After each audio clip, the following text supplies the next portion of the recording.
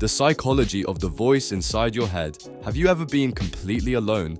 No one around, no conversation happening, no phone call, no music, no distractions, and yet somehow you were still talking.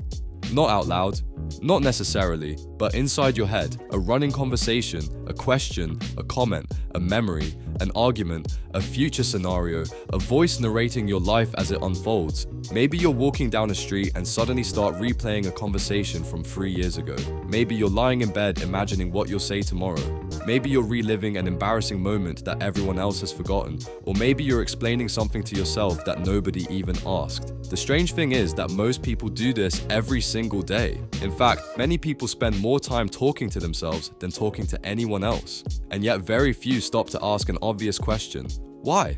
Why is there a voice inside your head at all? Why do humans constantly talk to themselves? And perhaps the strangest question of all, if you're talking to yourself, who exactly are you talking to?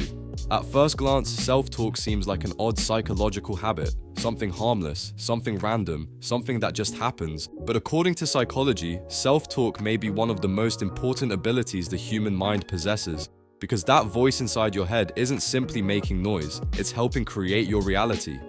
Think about it. Every major decision you've ever made was probably discussed internally first. Every fear, every dream, every goal, every regret, every plan. Before actions become reality, they often begin as conversations inside the mind. The voice inside your head acts like a private advisor, a storyteller, a critic, a coach, a narrator, and sometimes an enemy, all at the same time. The fascinating thing is that human beings aren't born with this internal voice fully developed. When children are very young, they often speak their thoughts out loud. They talk while playing. They talk while solving problems. They talk while figuring things out. A child building a toy might say, "This piece goes here.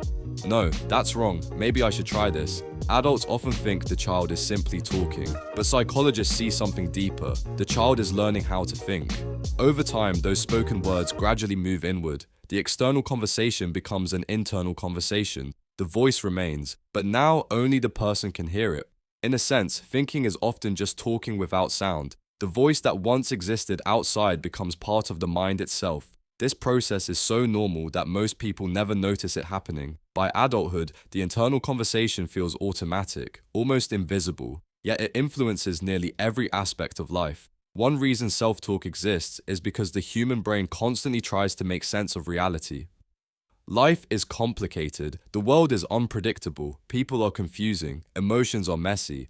The brain uses language as a tool to organize all this complexity.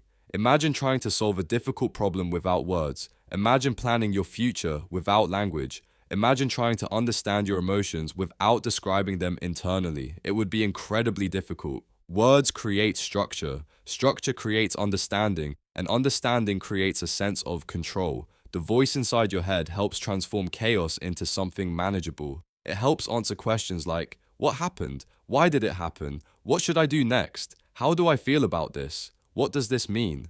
Without self-talk, navigating life would become significantly harder.